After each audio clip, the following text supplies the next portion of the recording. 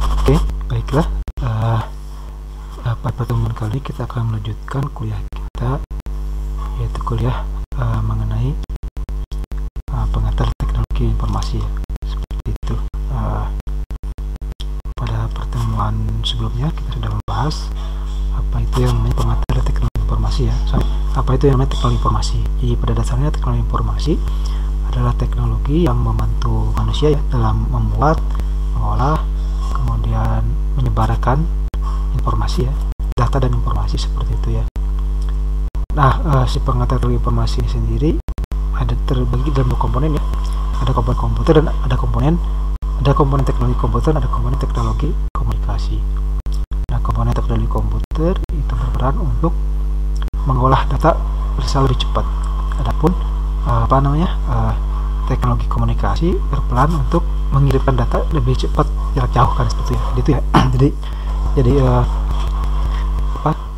intinya kalau Anda ditanya mengenai apa itu teknologi informasi, maka itu adalah teknologi gabungan antara teknologi komputer dan teknologi komunikasi, di mana teknologi itu dibuat untuk apa? Untuk membantu manusia untuk mengolah data jadi informasi secara lebih cepat dan kemudian menyebarkannya secara lebih cepat seperti itu ya.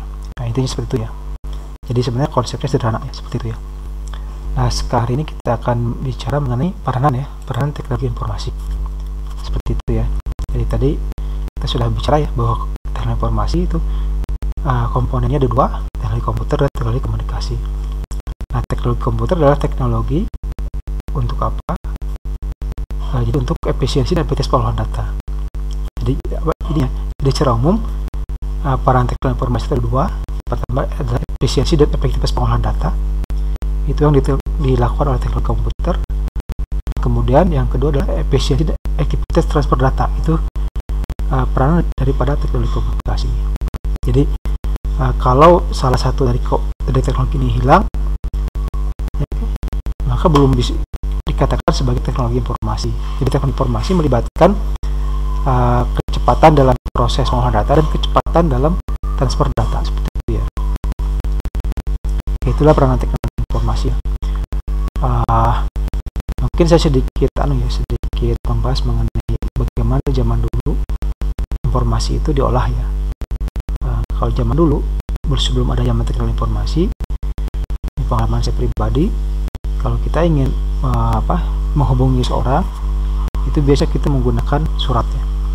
Jadi ketika ingin istilahnya berkomunikasi dengan orang lain, kita membuat surat itu kita buat dengan tulis tangan. Setelah itu surat itu kita masuk ke kantor pos. Setelah kantor pos kemudian dikirim. Misalkan kita ingin mengirim informasi dari Tasik ke Bandung katakanlah, maka kita bikin surat dulu. Setelah itu surat itu dibungkus, dimasukin ke kantor pos, baru oleh kantor pos dikirim ke Bandung, dan dari Bandung kemudian dikirim ke tujuan. Nah, itu kurang lebih bisa memakan waktu sampai 1 minggu. Anda bayang ya, informasi itu membutuhkan waktu yang lama ya untuk sampai ke satu lokasi ke hasil itu zaman dulu. Oke, nah zaman sekarang kalau Anda misalkan ingin mengirim sebuah informasi kan lebih mudah. Anda bikin email atau Anda tulis di WA, kemudian Anda klik, maka si informasi itu langsung dikirim ke si penerima. Dan itu mungkin bisa bisa dalam waktu beberapa menit ya, atau bahkan mungkin detik ya. Kalau Anda misalkan membuat email, mungkin Anda beberapa menit menulis email, kemudian ngirimnya mungkin ya beberapa detik ya. Seperti itu. Kalau pakai WA, pakai pesan singkat, mungkin Anda cukup mengirim cukup menulis beberapa detik, setelah itu kemudian mengirim dan bisa sampai ke tujuan dalam beberapa detik juga. Itu peran teknologi informasi. Jadi dia merevolusi bagaimana caranya manusia mengolah data dan bagaimana caranya kemudian manusia mengirim data. Jadi pengiriman informasi yang dulunya mungkin bisa berhari-hari, dengan adanya teknologi informasi kemudian bisa dilaksanakan hanya dalam kurun waktu mungkin hanya beberapa detik atau beberapa menit ya, seperti itu ya. Oke, nah pada kuliah kali ini kita akan membahas mengenai peranan teknologi informasi. Nah, peranan teknologi informasi ini sangat luas ya, seperti itu. Bahkan disadari atau tidak, manusia saat ini sudah sangat tergantung dengan teknologi informasi.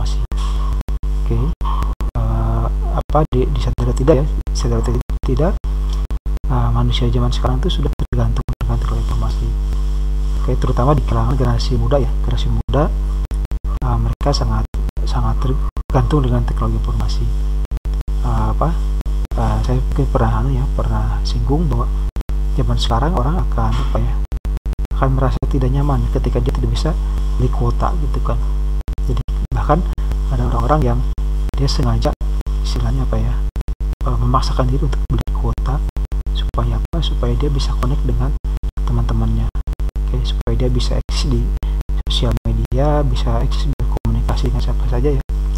Nah, itu adalah karena ada teknologi informasi. Nah, di sini kita akan mencoba membahas mengenai peran teknologi informasi dalam berbagai bidang ya. Ada bidang militer, bisnis, pendidikan, hiburan, kehidupan sosial masyarakat, politik, pertanian maupun kesehatan. Ini sebenarnya hanya sebagian kecil ya. Hanya sebagian kecil. Sebenarnya sekarang hampir semua bidang kehidupan dunia itu sudah tergantung dengan yang namanya teknologi informasi. Tapi kita coba istilahnya membahas peran informasi dalam bidang-bidang utama ya dalam kehidupan manusia. Kita masuk persatu ya. Oke. Nah, ini ya peran IT dalam dunia militer. Nah, kenapa dunia militer saya tempatkan sebagai nomor 1 ya, karena memang komputer ini sendiri sebenarnya dikembangkan oleh militer. Seperti itu ya. Jadi karena militer itu kan bicara masalah perang, masalah nyawa, makanya mereka selalu berada di depan gitu ya. Ketika bicara teknologi kan seperti itu, mereka selalu mencari teknologi apa yang bagus untuk diterapkan seperti itu ya. Nah, ini ada beberapa peran IT, sebenarnya banyak sekali ya. Kalau Anda misalkan nonton film Hollywood ya, zaman sekarang tuh kalau Anda bisa lihat film perang itu semuanya pasti melibatkan teknologi informasi seperti itu. Nah, ini ada beberapa contoh yang sudah terjadi saat ini ya, bagaimana IT digunakan di dalam dunia militer. Misalnya untuk trajektori rudal atau trajektori itu artinya arah kemana rudal bergerak. Nah, itu namanya trajektori. Nah, trajektori rudal ini sekarang terutama kalau trajektori rudal yang negara barat ya, itu sudah dilengkapi dengan komputer. Tentunya komputer khusus ya, bukan komputer yang biasa kita pakai. Bahkan mungkin awal penggunaan daripada komputer adalah untuk trajektori rudal ya. Jadi komputer itu berkembang tahun 70-an ketika panas-panasnya perang dingin ya antara Amerika dengan Uni Soviet. Seperti itu ya. Nah, pada saat itu untuk menjaga keunggulan di bidang militer, Amerika kemudian mengembangkan dunia komputer. Salah satunya adalah digunakan untuk untuk rudal seperti itu ya. Kemudian teknologi IT juga digunakan di dalam terbang antariksa ya. Itu juga salah satu hal yang peran IT di dalam dunia militer. Kemudian komunikasi personil, ini untuk komunikasi. Kalau Anda misalkan nonton film-film Hollywood ya, kalau ada film perang itu biasanya mereka menggunakan perangkat teknologi informasi yang sangat kuat ya. Mungkin nanti kalau ada kesempatan kita bisa nonton lah ya, seperti itu. Kemudian komunikasi personil, analisis ya. Kemudian juga IT digunakan untuk analisis ya, misalkan analisis untuk logistik atau analisis untuk medan pertempuran seperti itu. Nah, di dalam militer ada yang namanya C4ISR. Ini adalah Command, Control, Communication, Computer, Intelligence, Surveillance, dan Organization. Ini adalah teknologi ya.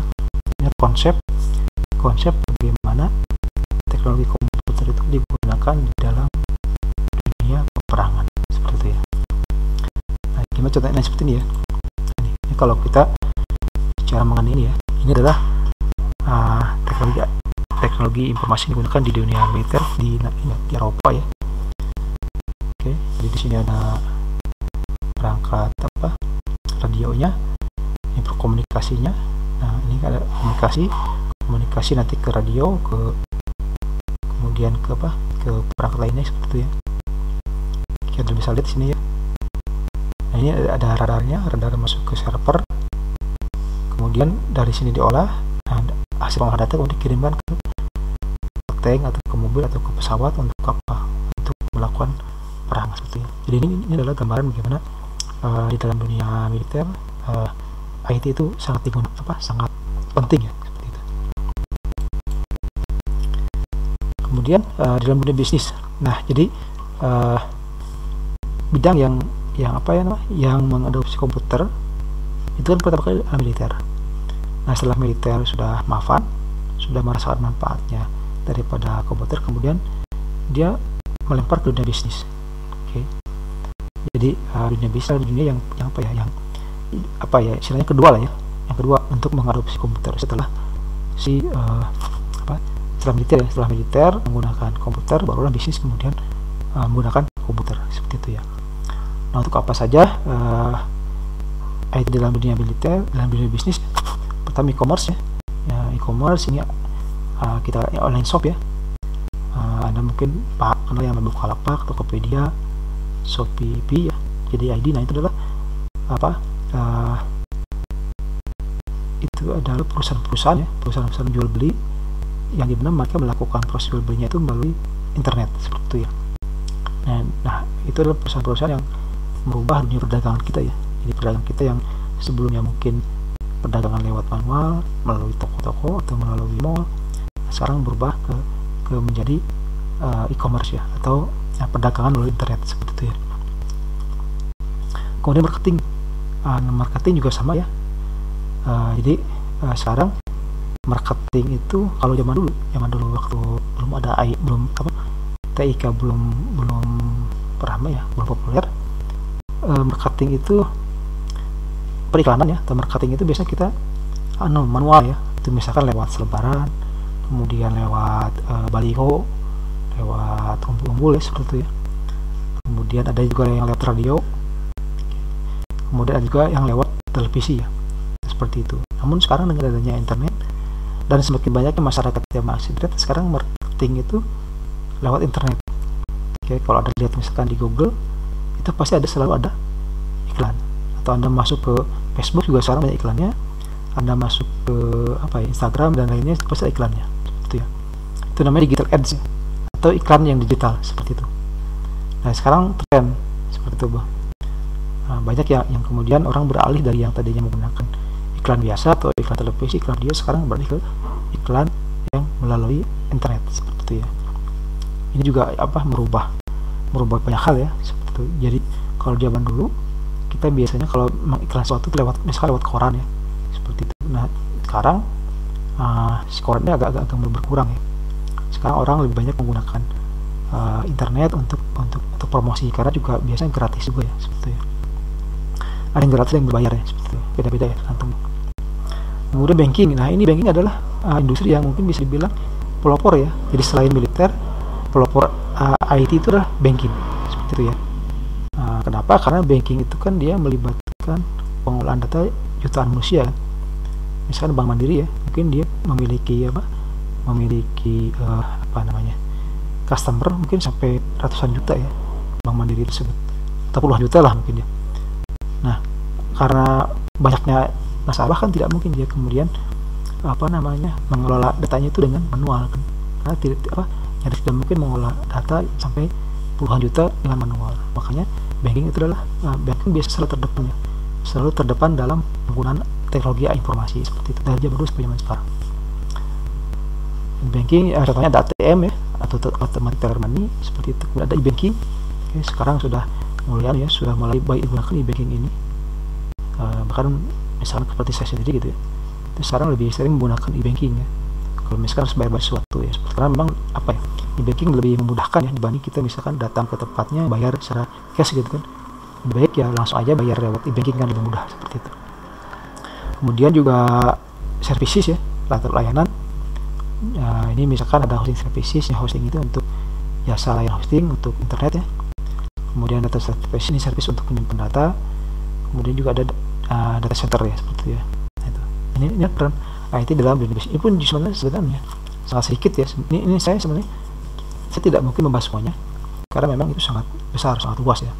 Jadi saya di sini hanya membahas sebagian kecil aja, sebagian kecil aja daripada apa yang terjadi di IT ya, seperti itu.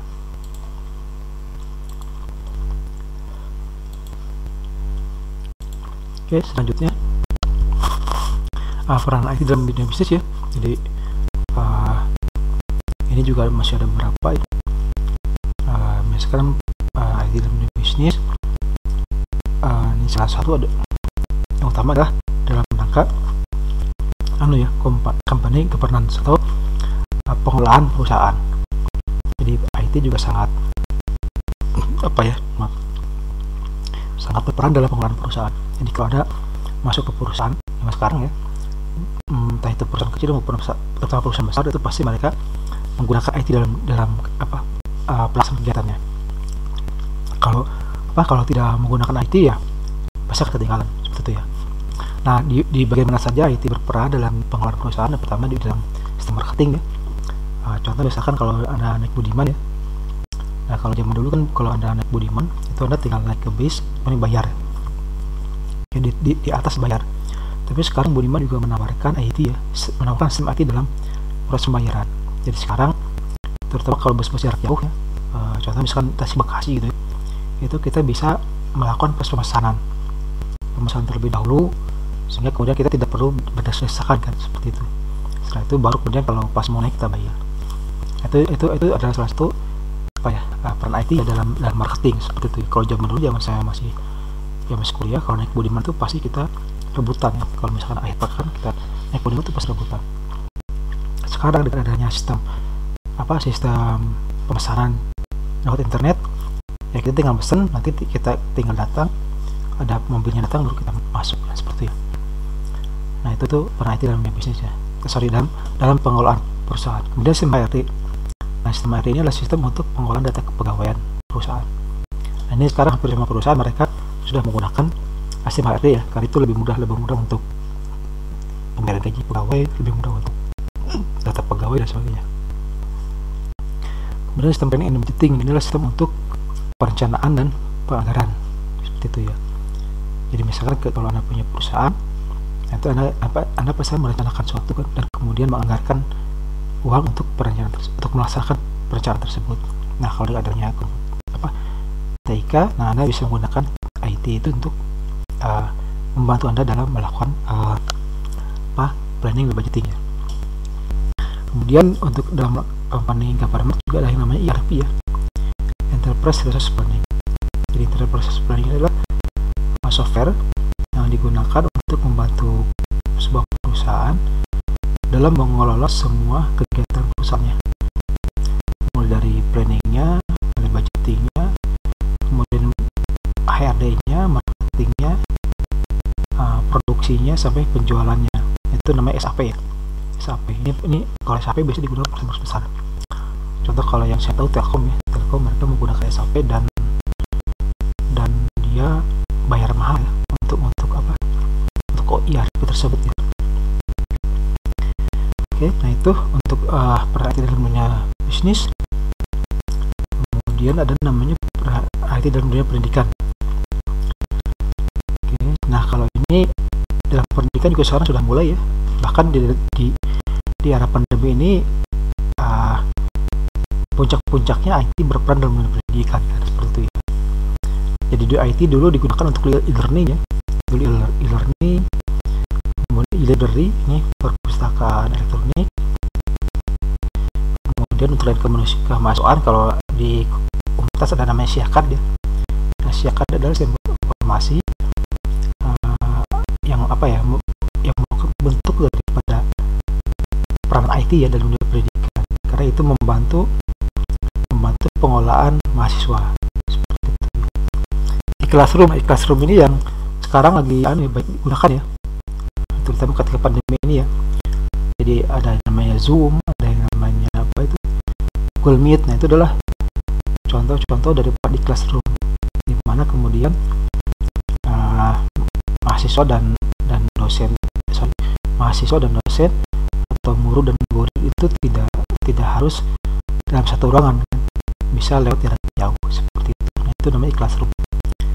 Nah, saat ini mungkin bisa bilang puncak-puncaknya peran IT dalam dunia pendidikan, karena ketika pandemi kemudian masyarakat tidak boleh berkumpul, maka solusinya adalah kita melakukan proses pembelajaran jarak jauh ya, atau e-classroom lah seperti itu.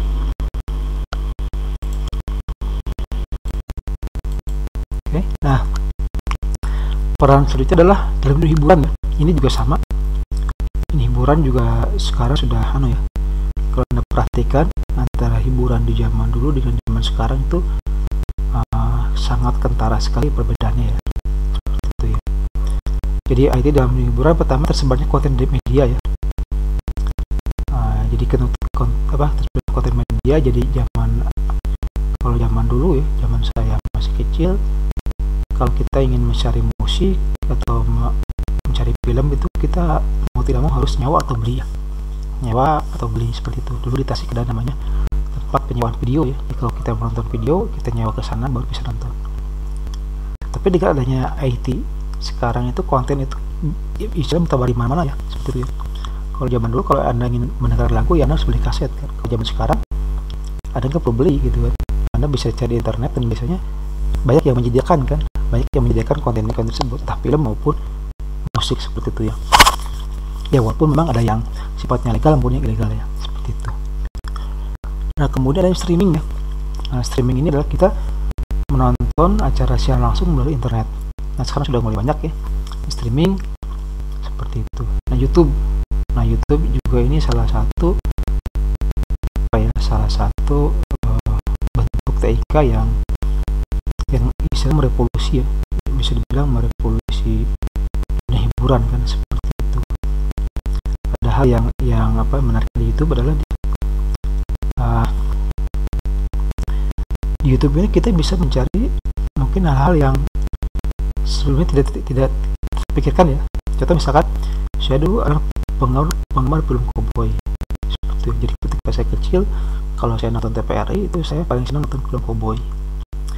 Nah sekarang ketika saya sudah mulai tua gitu, saya kadang-kadang pengen nonton kembali film cowboy. Apa yang saya lakukan, saya cari di YouTube, dan ternyata banyak ya. YouTube itu banyak sekali film-film cowboy yang zaman dulu gitu ya, yang saya pikir sudah tidak ada filmnya. Nah itu juga salah satu peran IT dalam hiburan ya. Bagaimana kemudian tadi konten media, entah film, entah itu musik, kemudian bertebaran di YouTube, dan kita bisa dengan mudah gitu kan, seperti itu. Saya juga tidak kepikiran bahwa saya bisa nonton kembali film cowboy yang dulu saya sukai, tapi kenyataannya sekarang bisa dengan YouTube tadi ya. Itu peran hiburan. Jadi peranan IT dalam hiburan itu sangat besar sekali. Kenapa? Karena kemudian kita bisa dengan mudah ya, bisa mudah mengakses berbagai macam konten dan hiburan ya, seperti itu. Kemudian IPTV ini adalah TV yang berbasis IP ya. Contoh misalkan kayak IndiHome, dan IndiHome juga sama ya. Jadi di adanya IPTV kita nggak perlu katakanlah kita nggak perlu antena ya. Saya misalkan di rumah saya itu di atas gunung. Kalau menggunakan antena itu jelek TV-nya. Tapi ketika saya langganan IndiHome, saya menggunakan IPTV, ya itulah TV menjadi sangat bagus ya, seperti itu ya. Itu juga salah satu peran IT dalam hiburan ya, seperti itu. Kemudian Smart TV ini juga salah satu peranan ya daripada dunia IT dalam hiburan ya. Karena dengan adanya Smart TV kita kemudian memiliki TV yang smart ya, yang bisa kita program, yang bisa kita atur ya. Tidak hanya TV zaman dulu kan TV hanya kita nyari TV ya, kemudian kita nyari channelnya kan, hanya itu aja kan. Tergantung channelnya seperti apa kan, seperti itu. Kita tidak bisa mengatur banyak hal. Oke. Kemudian peran IT dalam kehidupan masyarakat ini juga sama ya. Saya kebetulan mengalami hidup di mana saya berkembang di dalam masyarakat yang tidak mengenal IT. Kemudian saya kemudian dewasa di dalam masyarakat yang mengenal IT gitu kan. Jadi saya tahu kondisi masyarakat sebelum adanya IT, dan saya tahu kondisi masyarakat sekarang yang kemudian sudah dimasuk IT ya, seperti itu ya. Itu saya tahu persis. Kenapa? Karena ketika saya SMP, SMA, IT itu belum masyarakat. SMP, SMA kita masih serba manual, bahkan komputer masih jarang digunakan. Bahkan HP pun jarang ya, karena HP di Indonesia itu tahun 2000-an mulai berkembang. Sebelum tahun 2000 itu jarang sekali. Seperti itu ya. Nah, apa yang kemudian berubah ya ketika adanya IT? Pertama, komunikasi masyarakat ya. Kayak zaman dulu, kalau saya pernah saya singgung ya, zaman dulu ketika saya masih SD, SMP, SMA, ketika kita mau berkomunikasi, kita biasanya pilihannya ada, bisa menggunakan surat atau telepon ya, seperti itu ya. Nah, tapi zaman sekarang kita lihat ada email ya, kita menggunakan email, dan email ini punya kelebihan apa? Dia cepat sampai. Kalau dulu kita ngirim surat itu paling cepat 1 hari, 1 atau 2 hari paling cepat. Kadang-kadang kalau yang normal itu sekitar 1 minggu. Tapi dengan email, Anda tinggal klik, itu langsung, itu mungkin cuma beberapa detik, itu langsung bisa diterima oleh si penerima, kan seperti itu ya. Itu kayak komunikasi masyarakat. Kemudian media sosial. Nah, media sosial juga merubah masyarakat ya, seperti itu. Ya, jadi zaman dulu, zaman sebelum adanya IT, masyarakat itu lebih lebih tenang gitu kan. Masyarakat biasanya berkomunikasinya itu saling bertemu lah di komunitasnya. Tapi sekarang ada media sosial, orang tuh bisa berkomunikasi dengan siapapun dan kapanpun kan, seperti itu. Ketika saya masih kecil di Tasik, ya saya hanya bisa berkomunikasi dengan teman-teman saya yang ada di Tasik. Saya tidak bisa berkomunikasi dengan pihak lain ya di luar Tasik. Nah, karena itu sulit kan, karena kalau menggunakan telepon mahal, menggunakan surat juga sangat terbatas kan waktunya. Tapi sekarang saya bisa dengan mudah berkomunikasi dengan teman-teman saya yang ada di manapun, seperti itu. Nah, kemudian dengan adanya media sosial juga, kita juga bisa menyampaikan kondisi kita, status kita seperti apa kan. Dengan adanya media sosial, kita bisa mengabarkan kondisi di mana, kita bisa upload foto kita sedang apa gitu. Kita bisa mengabarkan kegiatan kita seperti apa. Itu kan, sehingga kemudian teman-teman kita dimanapun bisa tahu kita tuh sekarang sedang apa gitu, seperti itu ya. Contoh misalkan kemarin saya lari gitu kan, lari pagi gitu kan. Nah, dari lari pagi itu saya kemudian upload fotonya kan, untuk memperlihatkan kepada orang lain bahwa saya baru saja lari kan, seperti itu ya. Sehingga teman-teman saya yang mungkin ada di mana-mana kemudian berkomentar, seperti itu ya. Nah, itu adalah perubahan yang terjadi ya di dalam masyarakat, seperti itu. Jadi kita tanpa pernah ketemu orang bisa tahu keadaan orang dari media sosial. Kemudian text messaging ya, text messaging itu adalah pengiriman teks ya, sama ya kayak ya tadi, kalau dulu kan kita kalau mengirimkan teks harus lewat surat ya. Nah, sekarang kita text messaging, kita bisa mengirimkan pesan itu lewat lewat misalkan WA atau SMS ya, seperti itu ya. Dan itu sangat mudah sekali. Ini yang kemudian membuat kita seolah-olah dekat ya, seperti itu ya. Nah, saya misalkan kalau ada apa-apa dengan keluarga ya tinggal di WA, kemudian saya bisa tahu kondisi mereka seperti apa kan, walaupun kami berjauhan, seperti itu ya. Nah, VoIP ini adalah untuk telepon lewat IP ya, telepon lewat IP. Nah, sekarang mungkin contohnya ada di WA ya. WA kan sekarang tidak hanya text message ya, WA juga bisa untuk perteleponan. Nah, itu menggunakan VoIP. Oke, kemudian teleconference. Nah, teleconference misalkan Zoom ya. Zoom itu adalah juga teleconference. Jadi ini juga kayak komunikasi masyarakat. Nah, teleconference ini sekarang lagi ramai ya. Ketika ada pandemi, orang kemudian ada corona ya, orang kemudian dilarang berkumpul, dilarang berpergian, atau dianjurkan tidak berpergian seperti itu. Akhirnya kemudian untuk berkomunikasi itu menggunakan conference. Jadi kalau rapat itu sekarang tidak lagi rapat itu harus datang ke suatu tempat. Sekarang rapat bisa dilaksanakan dengan cara teleconference, entah pakai Zoom atau Google Meet seperti itu. Nah kemudian yang terakhir ini ya, ini gaya pencarian informasi. Ini yang membedakan antara zaman dulu zaman sekarang. Kalau zaman dulu misalkan saya ingin mengetahui sesuatu ya, misalkan saya ingin beli barang. Kalau zaman dulu tahun 90-an, zaman waktu saya SD SMP, kalau saya beli barang maka saya akan jalan-jalan ya, saya akan tanya satu persatu ke setiap toko, saya tanya satu persatu toko, saya tanya harganya berapa ya, nah, sehingga kemudian saya bisa tahu mana yang murah, mana yang mahal kan, seperti itu. Nah tapi zaman sekarang itu tidak perlu saya lakukan. Kalau saya ingin mencari informasi gampang, tinggal Anda masuk ke search engine, Anda bisa langsung cari di search engine mengenai informasi yang Anda inginkan kan, seperti itu ya. Jadi informasi itu bisa dengan mudah Anda cari kan. Apapun informasi yang perlukan saat ini, nyaris semuanya ada di internet kan. Entah itu pakai Google atau pakai Heo atau apapun yang itu ya, seperti itu juga yang berubah bagaimana kehidupan masyarakat ya. Kehidupan masyarakat berubah dengan IT ini, salah satu dengan bagaimana cara mereka mencari informasi ya, seperti itu. Oke, selanjutnya ini adalah peranan IT dalam bidang politik ya. Jadi politik juga tidak bisa terlepas dari IT ya, seperti itu ya. Apa saja peranan IT dalam politik, misalnya e-voting ya. E-voting di Indonesia memang e-voting belum jalan ya, karena banyak hal seperti itu belum jalan. Tapi kalau di negara lain, salah satunya misalnya India ya, mereka sudah melaksanakan namanya e-voting seperti itu, dan itu sukses ya. Jadi kita mudah-mudahan suatu saat bisa voting ya, seperti itu ya. Kemudian IT juga berperan dalam ya pencitraan atau marketing ya. Jadi kalau misalkan seorang calon kepala daerah, maka Anda bisa menggunakan IT itu apa?